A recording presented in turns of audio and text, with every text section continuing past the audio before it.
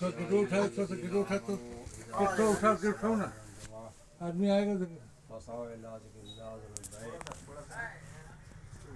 فإذا قضيت الصلاة فانتشروا في الأرض وابتغوا من فضل الله صدق الله العظيم وقال النبي صلى الله تعالى عليه وسلم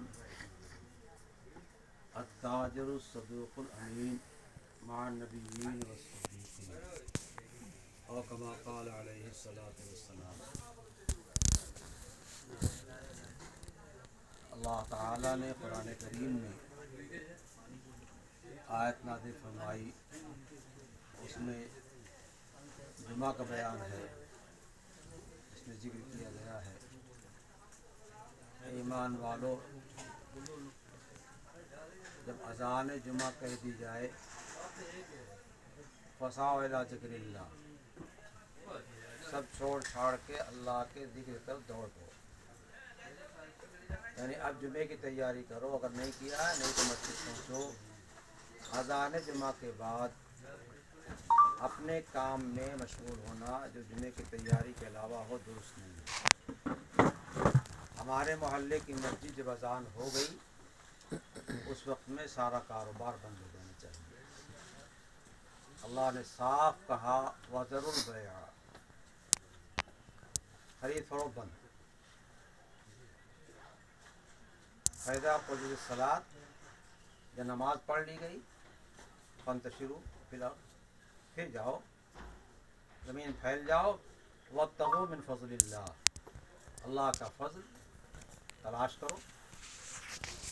تو نماز جمعہ کی اذان کے بعد تو پابندی لگا دی گئی، اور نماز جمعہ کے بعد جو ہے کہ جاؤ. اگر ہم اس پابندی کا خیال کریں گے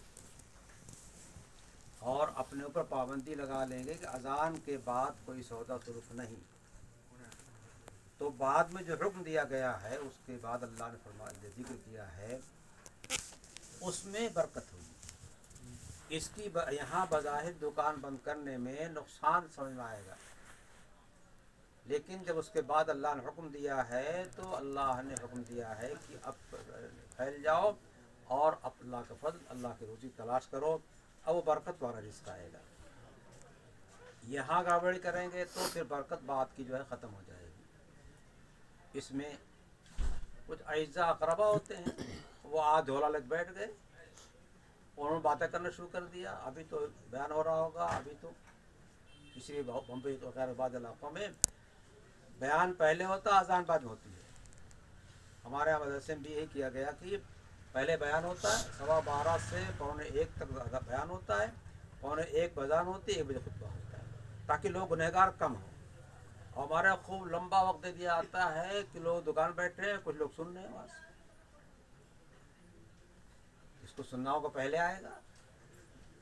مسلمانوں کو گناہ سے بچانا بھی ایک بہت بڑا کام ہے، اس کو ہم لوگ نہیں سمجھتے. ہم کوئی ایسا کام نہ کریں جس کی وجہ سے کیا نام کی لوگ گناہ مبتلا ہوں، بدگوئی کریں. یہ ہمارے ذہن میں جو کہے گا اپنا سمجھے گا، نہیں اس کو بچانا ہماری ذمہ داری ہے اپنی قوت پر. اس لیے اس کا بہت اہتمام کیا جائے.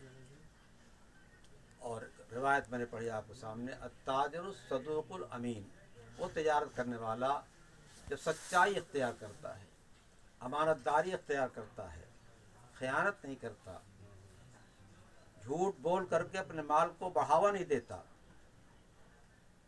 اس کا حشر اللہ تعالیٰ قیامت کے روز جو ہے انبیاء کے ساتھ کریں گے، ان کے سائے میں چلے گا. جو انسانوں میں سب سے اونچے بندے ہیں اللہ تعالیٰ کے حبیب کے بعد صدیقین، ان کے ساتھ اللہ حشر فرمائے گا. کتنا بڑا وعدہ ہے. نبی علیہ السلام کی زبان پہ اللہ نے وعدہ کیا ہے، اس واسطے اس کا بہت اہتمام رہے. اسی طریقے سے اپنی دکان پہ جب خالی ہیں وہ تسبیحات پڑھ رہے ہیں، کلمہ طیبہ پڑھ رہے ہیں، درود شریف پڑھ رہے ہیں. نہیں گراہک ہیں، قرآن پاک اٹھا لیا، 100 پڑھ لیا، 200 پڑھ لیا، پھر کوئی آ گیا پھر بند کر دیا، پھر چلا گیا پھر بند کر دیا، پھر کھول لیا. قرآن سے اور اللہ کی یاد سے ہمارا لگاؤ ہونا چاہیے. مال کے حقوق جو ہیں اس میں سب سے بڑا حق جو ہے وہ زکوٰۃ کا ہے. حدیث پاک میں آتا ہے اذا ادیت زکوٰۃ مالک جب تم نے اپنے مال کا زکات ادا کر دیا فقط قضیت ما علیک، اللہ نے جو تم پہ حق رکھا تھا تم نے ادا کر دیا، اور جو مال اس کی زکات نکال دی جاتی ہے وہ اللہ تعالیٰ کی حفاظت میں چلا جاتا ہے۔ ہمارے مال میں جو 40واں حصہ 1/40 جو اللہ نے رکھا ہے وہ ہمارا نہیں ہے، نہیں، وہ غریب مسکین یتیم بیوہ کا حق ہے۔ اگر اس کو اپنے مال میں ہم لگائیں گے تو غیر کا حق لگا رہے ہیں، غیر کا حق گویا مار رہے ہیں کرتے ہوئے، تو پھر اس کی نحوست بھی ہے۔ جیسے نماز فرض ہے ویسے ہی زکوٰۃ فرض ہے۔ قرآن میں جگہ جگہ قرآن زکوٰۃ کو نماز کے ساتھ ذکر کیا ہے۔ اقیم الصلاۃ وآتوا الزکاۃ، نماز قائم کرو نمبر 1 پر، کوئی بے نمازی نہیں ہونا چاہیے نہ گھر میں۔ 7 سال کے بعد سے ہمارا کوئی بچہ، ہمارے کوئی خاتون، ہم بے نمازی نہیں ہوں گے۔ وآتوا الزکاۃ، ہمارے پاس اللہ نے مال دیا ہے تو ہم جو ہے کیا کریں گے؟ زکوٰۃ ادا کریں گے۔ اس سے کیا ہوگا؟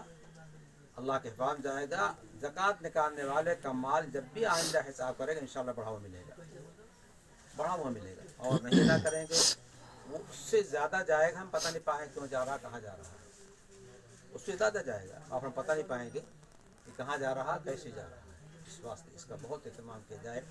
اور اب تو سارا حساب کمپیوٹروں پر ہے، اب تو حساب کرنا بہت آسان ہو گیا، اب حساب بہت آسان ہو گیا، آپ حساب کر لیں، ہم حساب کر لیں کس کے ذمہ ہے، اور اس کے بعد پتہ چل گیا صاحب ہماری اس سال کی زکوٰۃ مثلا 50,000 روپیہ ہوئی۔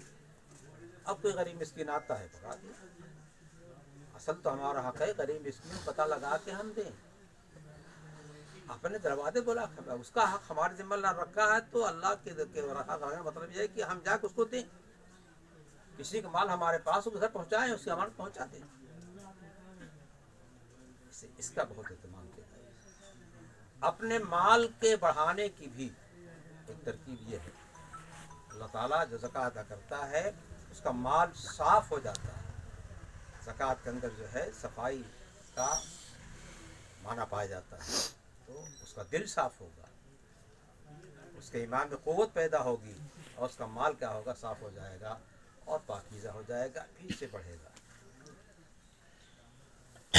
قرآن کریم اللہ تعالیٰ نے اس کو ذکر کیا ہے کہ اللہ تعالیٰ جو ہے صدقات کو بڑھاتا ہے، صدقات کو بڑھاتا ہے، اور حدیث پاک میں آتا ہے کہ اللہ تعالیٰ تمہارے صدقات کو اس طرح پالتا ہے جس طریقے سے کوئی اپنے گھوڑے کے بچے کو پال کے بڑا کرتا ہے۔ یہ بڑھتا رہتا، اس کے بعد قیامت میں پہاڑ جیسا اجر ہو جائے گا۔ یہ حدیث میں ہے، پہاڑ جیسا اجر ہو جائے گا۔ اس لیے اپنا اجر جو ہے سمیٹنا چاہیے، ہم تو آخرت کے واسطے پیدا کیے گئے ہیں۔ اور اس کے ساتھ ساتھ ہم نے ایک اور چیز دنیا کی دیکھا دیکھی مسلمان طے کر لیا کہ صاحب کچھ پیسہ کیا کرو فکس کر دو بینک میں، اور اتنا 20 سال میں ہو جائے گا، اتنا اتنے دنوں میں ہو جائے گا۔ اس میں ہمارے بینک کے رقم میں جو سود کی رقم آ رہی ہے اس کو سمجھیے دوسرے کا ہے، پتہ نہیں کس کا حق چوز کے لائے ہیں، ہم سب کو نہیں پہنچا سکتے، پتہ نہیں کس سے سود وصول کیا ہے، اصل تو ان کا حق ہے، ہم اسے نہیں وصول کر سکتے ہیں۔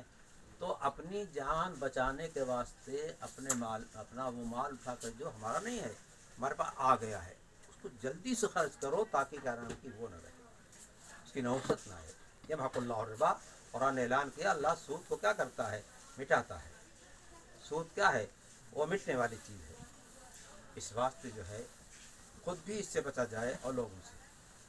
کمائی کا ذریعہ یہ دکان ہے، ہماری تجارت ہے، تجارت میں اللہ تعالیٰ نے نفع رکھا ہے، اسی اللہ تعالیٰ دیتا ہے، بہت دیتا ہے نا، اور وہ کمائی ذریعہ نہیں ہے، وہ حرام جمع کرنے کا ذریعہ ہے، اللہ کی ناراضگی خریدنے کا ذریعہ ہے۔ مسلمان کا ذہن اور دماغ یہ ہونا چاہیے کہ ہمارے کسی عمل سے ہمارا آقا و مولا خالق و مالک جو ہے ناراض نہ ہو، اور ایسا طرز اختیار کرنا چاہیے کہ مالک ہم پہ پیار آ جائے، مالک تو پیار آ جائے۔ اللہ کو ہمارے ساتھ پیار ہے تو ایمان دے رکھا ہے، اللہ کو پیار ہے اس بات سے کلمہ دے رکھا ہے، لیکن جب آدمی نعمت کی قدر نہیں کرتا ہے تو نعمت چھین جاتی ہے۔ سامان گھر کا رکھا ہوا استعمال نہیں کرے تو سڑ جائے گا، خراب ہو جائے گا۔ قدر کرے گا، چلائے گا گاڑی تو ٹھیک رہے گی، اور نہیں قدر کرتا، نا قدر کرتا، کیا ہوگا؟ وہی رکھ کر کے سڑ جائے گا، خراب ہو جائے گا، قابل استعمال نہیں رہے گا۔ اس واسطے اس کا بہت دھیان رہے، اور دھیان رہے کہ کسی کا حق ہمارے پاس نہ آئے۔ ہم اپنے ہاں خراب مال، اللہ سے دعا کرنا چاہیے کہ خراب مال ہمارے پاس نہ آئے، اور رزق کی برکت مانگنا چاہیے۔ اللہم وسع لنا فی دارنا وبارک لنا فی رزقنا، حدیث دعا سکھائی گئی ہے، اللہ ہمارے رزق میں، ہمارے گھر میں وسعت پیدا کر دیجیے، تنگی نہ رہے، اور ہمارے رزق میں برکت دیجیے۔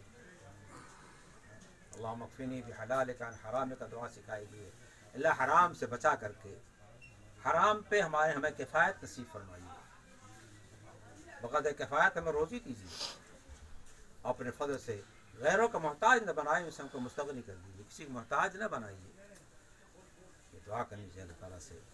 دکان پہ پہنچیں، بیٹھ کر کے آپ یا فتاحو پڑھ لیا کریں، یا رزاقو پڑھ لیا کریں، یا باسطو پڑھ لیا کریں، ستہ بتہ پڑھ لیا کریں، انشاءاللہ اس کی برکات دیکھیں گے۔ اور بہت بڑی بات یہ ہے کہ اگر اللہ نے ہمیں مال دیا ہے تو کسی غریب کا دل نہ دکھے، کب چلا جائے گا پتہ نہیں، وہ اللہ کا بندہ ہے، ہم کو مال دے دیا، اس بیچاروں غریب بنا رکھا، ان کی ان کا فیصلہ ہے، وہ اللہ نے بنا رکھا، اس میں ہمارا امتحان بھی دیکھے تم کیا کرتے ہو۔ اور کسی کو اگر ضرورت مند دیکھا، خاموشی سے ایسا پکڑا دیا، آتا نا دائیں ہاتھ سے دو بائیں پتہ چلے، ایسا پکڑا دیا دوسرا پتہ نہیں پاتا، بعد مرتبہ کسی کو بول لینے میں شرم محسوس کرتے ہیں۔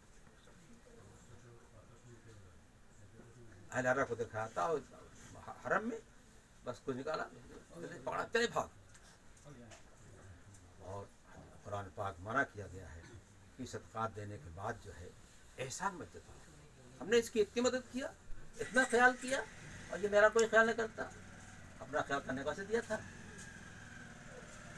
اللہ کا بندہ ہونے کے لحاظ سے دیا تھا، اللہ نے کو مال دیا ہے، اپنے مال کی قدر کر رہے ہیں کہ ہم مال کو صحیح جگہ خرچ کر رہے ہیں، جتنا زیادہ مال آئے گا وہ زیادہ لوگ حصہ ہے نا، پتہ نہیں کہاں کہاں خرچ ہوتا ہے، اور اگر نہیں خرچ کریں گے جہاں ہے تو کوئی وکیل لے جائے گا، کوئی پولیس والا لے جائے گا، اور ڈاکٹر کہاں چلا جائے گا، صاحب کہا کرتے تھے 3 ڈاکو ہیں ڈاکٹر صاحب کہاں جاؤ لوٹ جاؤ گے، وکیل صاحب کو پیسہ دیتے رہو، تاریخ لیتے رہو، پیسہ دیتے رہو، تاریخ لیتے رہو، جانتے ہیں کہ صاحب جیسا نہیں بیٹھیں گے، بلائیں گے تاکہ جیب میں کچھ آئے، ہمارا کام کیسے چلے گا، وہ تو اسی پر ہے۔